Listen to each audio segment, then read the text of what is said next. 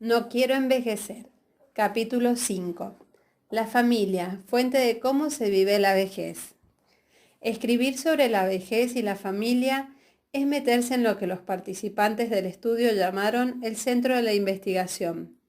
Según casi el 90% de ellos, el cómo se enfrenta este proceso depende casi totalmente de cómo la familia defina esta etapa y en cómo ayude a vivirla o boicotee su desarrollo. En cualquier caso, esta concepción trasciende el hecho de que en la familia haya alguien de edad o no. En el fondo, tiene que ver con el cómo dentro de ella se entiende y se concibe el paso de los años, lo que parecería determinar cómo se enfrenta, cómo se procesa y mira de cerca y de lejos la experiencia del envejecimiento. Sin duda, la familia, o la definición de ella, ha ido evolucionando con el tiempo. Una familia puede ser definida de muchas formas, siendo algunas definiciones de carácter demográfico, otras vinculares y afectivas, y no pocas económicas y políticas, según el espacio que ocupen dentro de una sociedad. De este modo, podríamos aventurarnos a definir la familia como una unidad estable, en la cual las relaciones entre generaciones se rigen por la costumbre y principalmente por los afectos, y donde los niños y los adultos mayores debieran tener garantizada la seguridad económica y afectiva a lo largo del tiempo. En esta unidad, los mayores independientes de la estructura mantienen el estatus importante de educadores, jefes de hogar y orientadores de las pautas familiares. Ahora bien, en la evolución de esta unidad ocurren dos procesos opuestos cuando el adulto configura pareja y desde ahí forma hijos. Uno de ellos es el llamado nido vacío, que alude a aquella situación en la que se encuentran los padres una vez que han criado a sus hijos y estos se han ido de la casa. Dado este escenario, si no hay proyectos personales o de pareja, la sensación de cesantía afectiva es enorme. Este sentimiento afecta en su mayoría a las mujeres, que son las que han configurado su identidad a partir del sentirse necesarias por el cuidado que dan a otros. El otro fenómeno se da cuando los adultos tienen hijos mayores viviendo en su casa y no saben cómo hacer para que estos inicien sus propios procesos de vida independiente.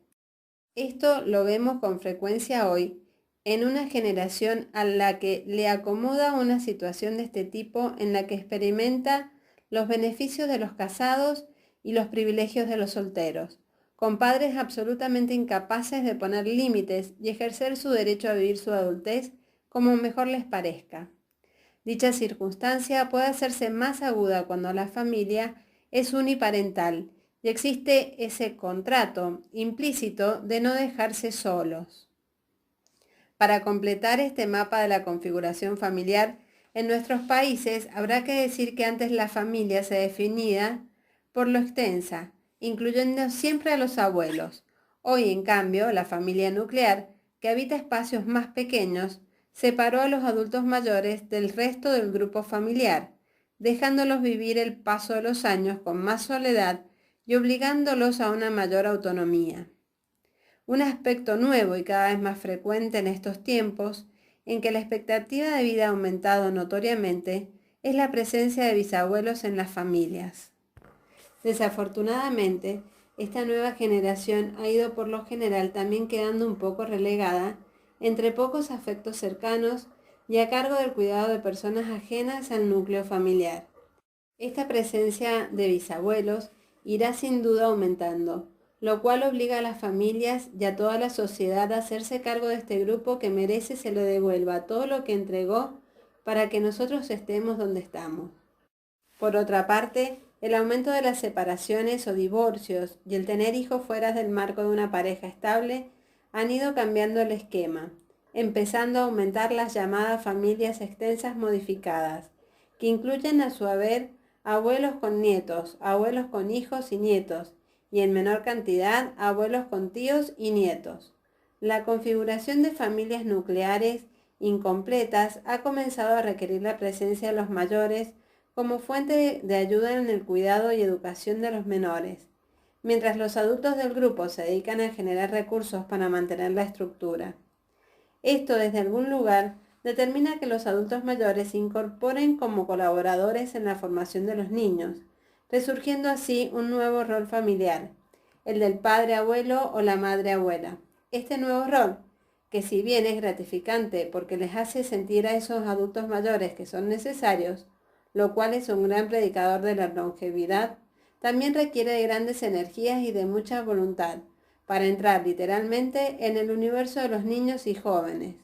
Un mundo dominado por la tecnología y que les hará incorporar pautas valóricas y culturales muy lejanas y distintas a las que ellos conocieron. Este panorama nos evidencia que cada vez es más importante en las familias el rol que cumplen los abuelos, tanto desde lo económico y funcional como desde lo afectivo. El que estos vivan y disfruten de ese rol parece ser clave en cómo se enfrenta el envejecimiento. Es importante rescatar algo que surgió en el estudio, y es que los abuelos y abuelas no pasan mayoritariamente por el juicio de los niños y de los adolescentes como sí lo hacen los padres. Esto permite que ellos sean fuente de permanente información y sabiduría, y que a través de ellos se conozcan las raíces familiares y se comparta la historia desde otro ritmo y profundidad emocional que los que operan en los padres, centrados en la rapidez y eficacia de la educación. El hablar desde la experiencia, el revisar las etapas de la vida y el expresar errores y aciertos, sumado a la narración de determinadas anécdotas, puede llegar a formar parte de la mayor riqueza que los niños pueden adquirir. Sin lugar a dudas, los abuelos y las abuelas ya no son los de antes. En la investigación, los participantes lograron diferenciar dos tipos de abuelos en relación a ambas épocas aludidas. Unos son los llamados abuelos de cuento y los otros los abuelos de mol. Es indudable que entre estos dos habrá miles de abuelos que mezclarán ambos estereotipos, pero es un buen dibujo para entender. Los abuelos de cuento son los clásicos, los que cuentan historias, participan de las actividades escolares de los nietos, ayudan en la confección de disfraces, por ejemplo, y en el caso de las abuelas hacen gala de sus mejores recetas, instalando en las familias las experiencias de la comida como un acontecimiento histórico. En este cuadro es fundamental el aporte que hacen ambos, hombres y mujeres, en el compartir sus orígenes y contarle a las generaciones más jóvenes sobre los antepasados y de cómo se fundamentaba la historia presente en la de ellos, para así entender la propia vida con un sentido de continuidad, paz y perdón que no deja de ser importante en muchas vivencias personales. A este tipo de abuelos, por lo general, no le preocupa mucho el tema de la belleza. Disfrutan de sus arrugas y de su cuerpo, y gozan trayendo al presente recuerdos y fotos. Las abuelas suelen tener el hábito de tejer o de bordar, dándole valor a aquello que se hace con las manos y erradicando la tendencia de comprar si no es necesario. La experiencia de vida de este tipo de abuelos se ve, por supuesto, modificada si estos están o no en pareja. Las mujeres tienen mayor capacidad que los hombres para disfrutar de este rol en soledad, viéndose su necesidad de sentirse necesarias cumplida con este tipo de funciones. A los hombres, por su parte, les cuesta más la soledad, y si no se han vuelto a casar luego de un divorcio o muerte de la pareja, será frecuente verlos aterrizar en casa de alguno de sus hijos. El mundo social de este tipo de abuelo está restringido a sus afectos más cercanos y no es de muchos amigos. En este esquema suelen ser importantes los vecinos y los eventos en los que participa son más bien familiares que sociales e impersonales. Además, si bien le gusta verse lindo, no es de gastar mucho, tenga o no los recursos para hacerlo. Si es que vive solo, da la sensación de que constantemente estuviera esperando ser visitado y suele ir acostumbrándose a esas visitas transitorias en las que siempre termina por despedirse con cierta actitud pasiva. El abuelo de Moll, por otra parte, es eminentemente vital y activo. Habitualmente participa en juntas de vecinos o corporaciones que le permiten estar acompañados, pero por sobre todo entretenido. Suele tener más recursos económicos que el abuelo de cuento y muchos o casi todos hacen deporte, invierten en verse bien y afirman tener siempre poco tiempo, lo que hace que sus relaciones familiares no sean tan profundas ni románticas como la de los anteriores. Sus funciones, por ejemplo, Son ir a buscar o dejar nietos en horarios dentro de la jornada laboral de los padres, jugar activamente con ellos, llevarlos de compra o a pasear e ir a cuidarlos cuando sus padres quieren salir solos o por razones laborales no pueden estar con ellos. Una característica propia de estos abuelos es que no quieren ser llamados abuelos, reclamando ser llamados por sus nombres para así no sentirse viejos o anticuados.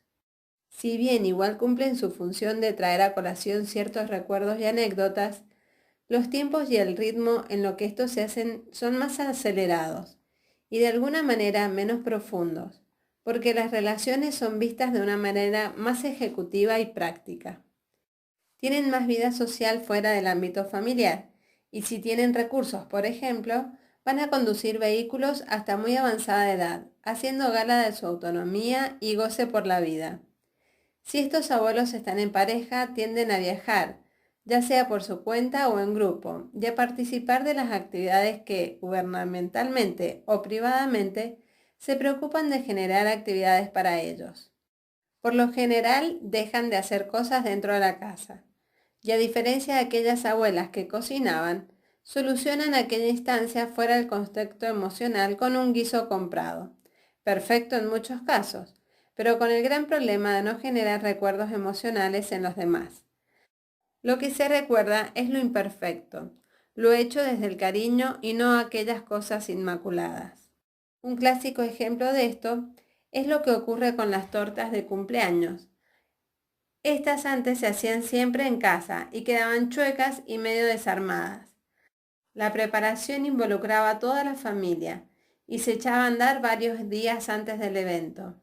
Si se hacía un pastel de bizcocho, el manjar o dulce de leche se colocaba caliente para que el bizcocho no se rompiera, lo cual hacía que las pelotitas de colores que se usaban para decorar las tortas se derritieran al segundo o tercer día.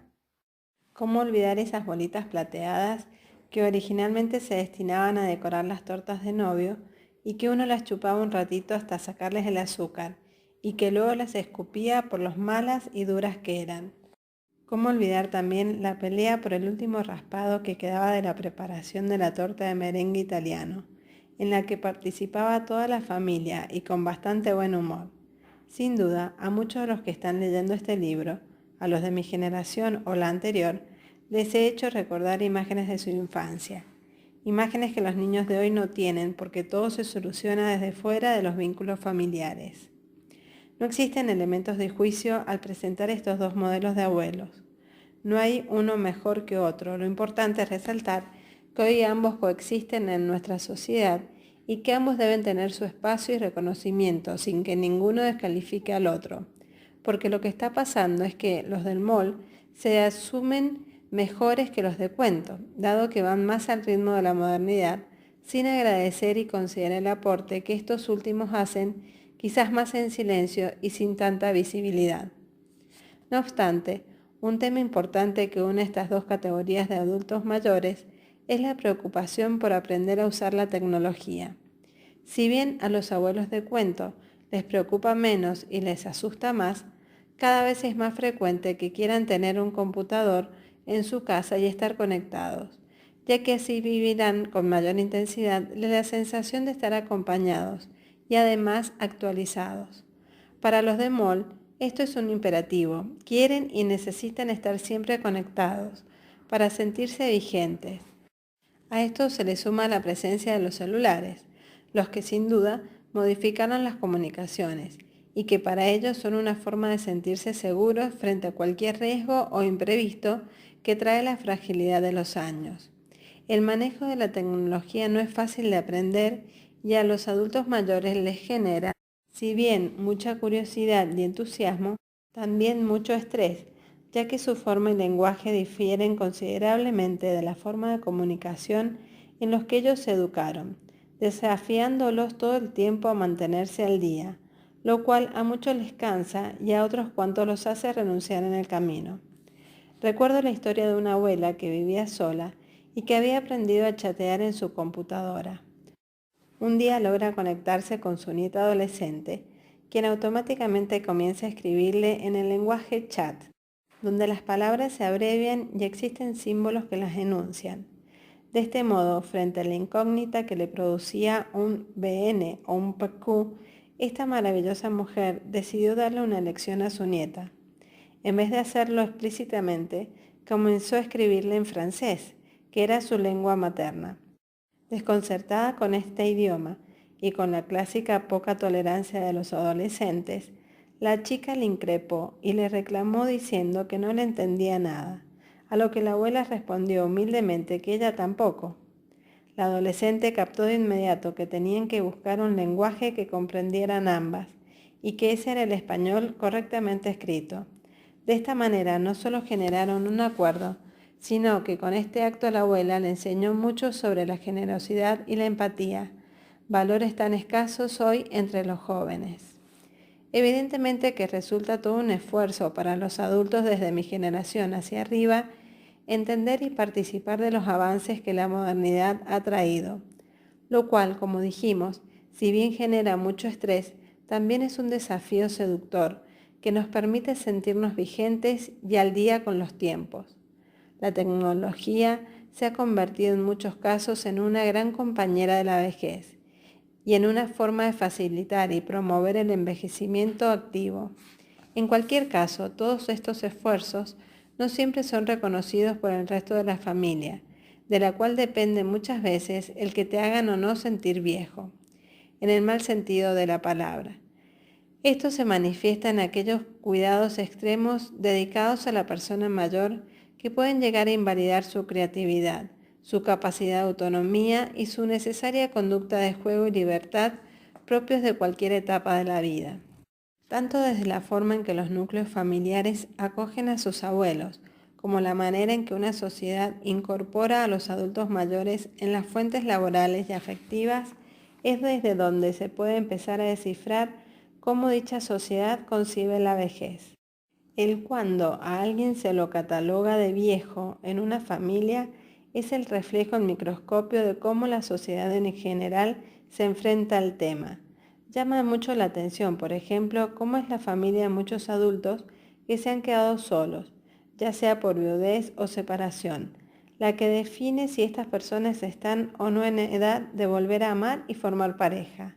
Durante la investigación, era fuerte escuchar frases como «A esta edad, papá, ¿cómo vas a salir con alguien?» o «Esa persona es una interesada», en cuyo fondo siempre latía la idea de que es poco creíble que alguien se vaya a sentir atraído por una persona mayor y que las únicas razones ocultas para tal atracción son la búsqueda de algún beneficio. Pareciera que el amor es un privilegio de los jóvenes y del éxito asociado a ellos y en muchos grupos sociales tendrían fecha de vencimiento y un tope para ser expresado. Qué lamentable. Otro tema que me llamó la atención en el contexto de la investigación es que hay una sensación en el inconsciente colectivo que alerta sobre cualquier cosa poco común que un adulto mayor quiera hacer, como por ejemplo correr una maratón, enamorarse, partir con una empresa a los 70 años y tantas otras cosas que despiertan el terror de una demencia senil que lleva a frenar estos proyectos a la brevedad. Hay un sinnúmero de miedos asociados a las iniciativas tomadas a partir de cierta edad, sobre todo cuando se dan en el contexto de la soledad y no en pareja. Esta tensión suele aumentar mucho más cuando el adulto cuenta con determinados recursos económicos y la familia piensa que con esas iniciativas pudiera ponerse en riesgo el patrimonio de todos. Ahora bien, estos miedos también salen a la luz con iniciativas menores, tales como meterse a un grupo para aprender a usar la tecnología, viajar en charter con otros mayores, tomar clases de baile, etc. Todo puede resultar una amenaza para esa familia que literalmente encuentra desubicado el asumir semejantes riesgos. Por otro lado, se aprecian familias que, muy por el contrario, estimulan y motivan todo tipo de situaciones en las que los abuelos se encuentren entretenidos y exploren nuevos talentos.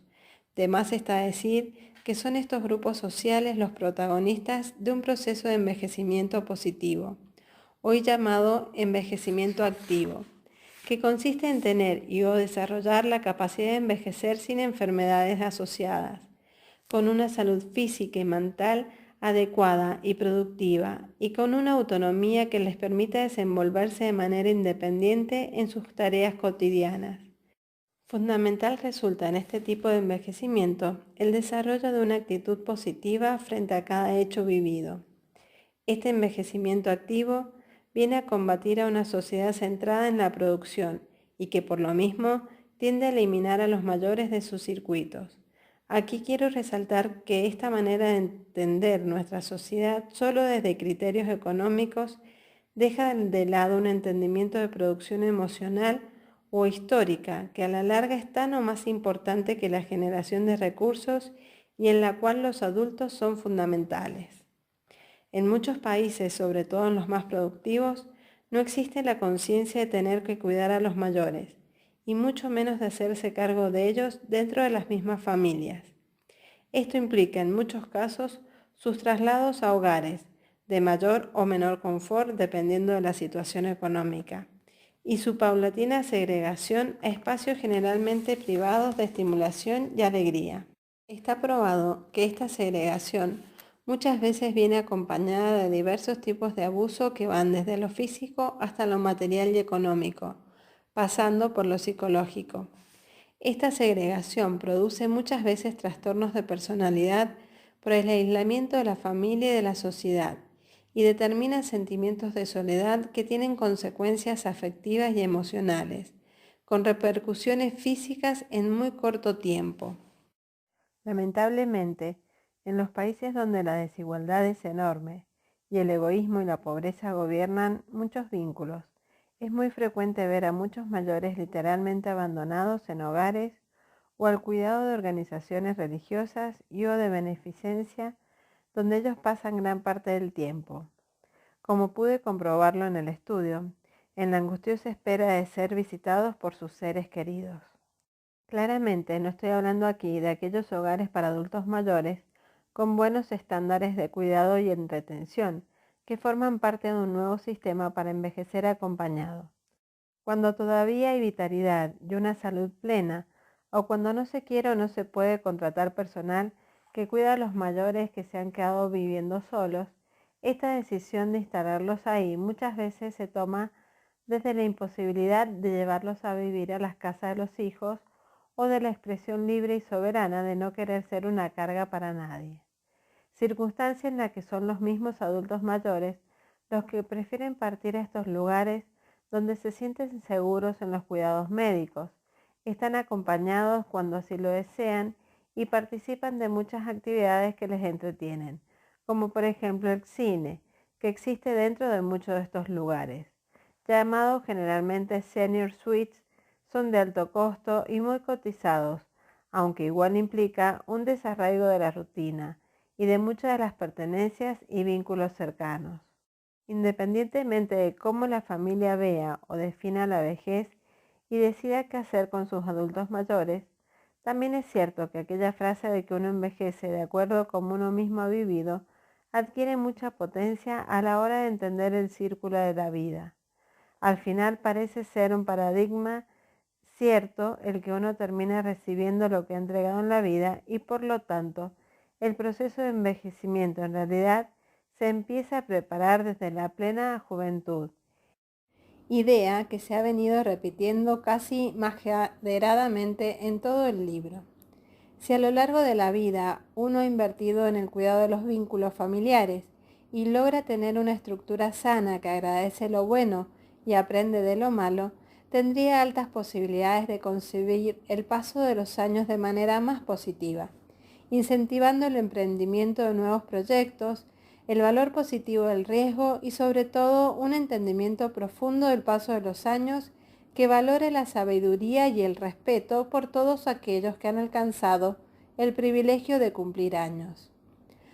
Un aspecto que pareció ser importante para la gente que participó en la investigación y en relación a las familias era la capacidad que éstas tenían para hablar de la vejez con seriedad y profundidad, y no como pasa con muchos temas de gran importancia social, como podrían ser la muerte y la homosexualidad, entre otros, que solo traen a colación en el marco de la risa y o la ironía.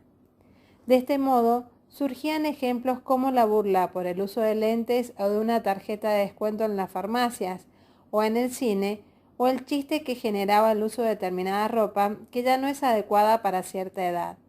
Esto no quiere decir que no haya que tomarse la vida y particularmente el paso de los años con humor. El primero en reírse de sí mismo debe ser el propio adulto, para que así todos se puedan reír con él y no de él. El humor fue un indicador muy nombrado a la hora de establecer los parámetros más relevantes de la forma en que se percibe la vejez dentro de la familia. En este sentido, adquiere gran importancia el cómo la familia celebra los cumpleaños y sobre todo, si en ellas la edad es algo que se deba ocultar y a partir de cuándo. El que se dejen de celebrar los cumpleaños, que no se pongan velas en la torta y que no se diga la edad que se tiene o se sienta como una falta de respeto preguntarle la edad a las mujeres, costumbre estúpida de la cual se han contagiado últimamente los hombres, es un predictor, de acuerdo al estudio, de cómo se enfrentarán dentro del núcleo familiar otros temas vinculados al paso de los años. La visión que tenga la familia para enfrentar la vejez no es distinta a la perspectiva con la que enfrentará otros temas propios de su desarrollo.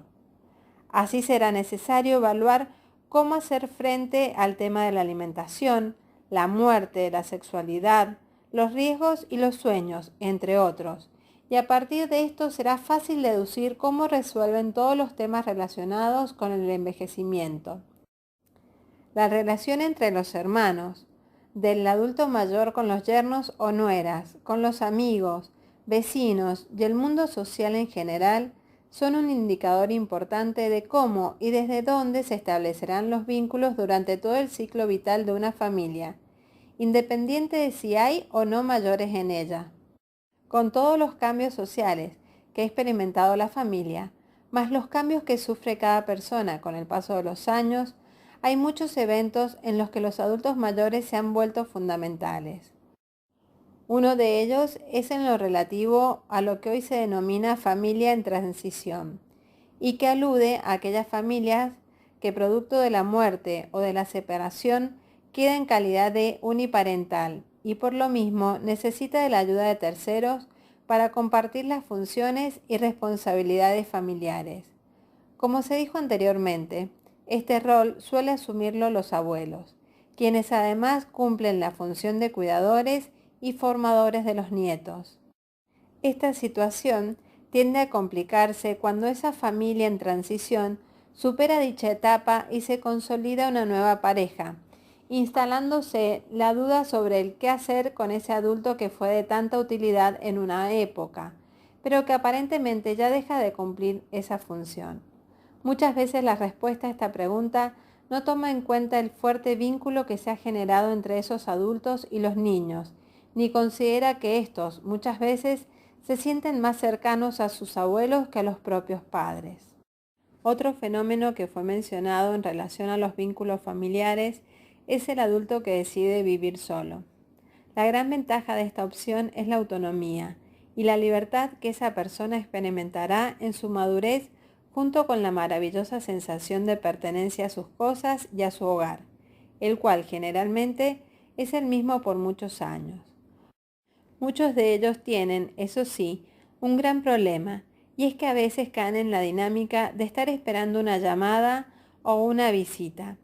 Si ese adulto no tiene actividades o sueños propios por cumplir, probablemente quedará a expensas de sus vínculos y de cuánta conciencia tengan ellos de visitarlo, acompañarlo e invitarlo a vivir lo que le queda de vida con alegría y buena salud. Evidentemente que esto entra en crisis mientras más mayor sea esa persona y menos posibilidades tenga de funcionar de forma independiente, ya sea por razones físicas o mentales. En estas ocasiones habrá que entrar a decidir, muchas veces en contra de su voluntad, cuáles son las mejores condiciones de vida para que esta persona. Continuando con los modelos de adultos mayores que hoy encontramos en nuestra sociedad, no podemos dejar afuera el abuelo maleta o el abuelo golondrina. Según un artículo colombiano, es aquel abuelo que sin importar si tiene o no su hogar, anda circulando por diferentes casas. lo cual tiene la ventaja de la compañía permanente y la variedad de experiencias vividas, junto con el ejercicio de libertad que supone poder retirarse de cualquier situación incómoda o de la que no se quiera participar. Entre las más grandes desventajas de esta figura se cuentan la falta de pertenencia y un vínculo más frágil con el entorno que a medida que aumentan los años puede ser perjudicial para el sustrato emocional de esa persona. Es común que muchos de ellos tengan la sensación de que cada vez que llegan a alguna de las casas por las que circulan, irrumpen, molestan o intervienen en la rutina de esa familia. A veces, por ejemplo, haciendo que los niños tengan que cambiar de habitación, lo que les genera cierta culpa e incomodidad. Para ir cerrando, quiero rescatar algo que me dijo un ecuatoriano muy sabio en el contexto de la investigación. Él me decía que la edad madura es aquella en la que todavía se es joven, pero con mucho más esfuerzo, concepto en el cual la familia parece tener un rol clave. No importa cuál sea el dibujo y la forma que esta familia tenga, lo importante es cómo defina y viva cada etapa de la vida y su capacidad de desarrollar las habilidades necesarias para enfrentar adecuadamente el paso del tiempo. El universo de cada familia y cómo dentro de ella se vive la entrega afectiva, se sanen las heridas y se hablen y enfrenten los temas complicados, es un tópico inagotable y que además determinará la calidad de vida de un adulto mayor. La capacidad para amar, para agradecer y para valorar lo entregado dependerá de los otros, pero será responsabilidad del adulto el haber sembrado esas semillas en su entorno afectivo a lo largo de su vida, para ser merecedor de recibir el fruto cuando se llega a la edad madura.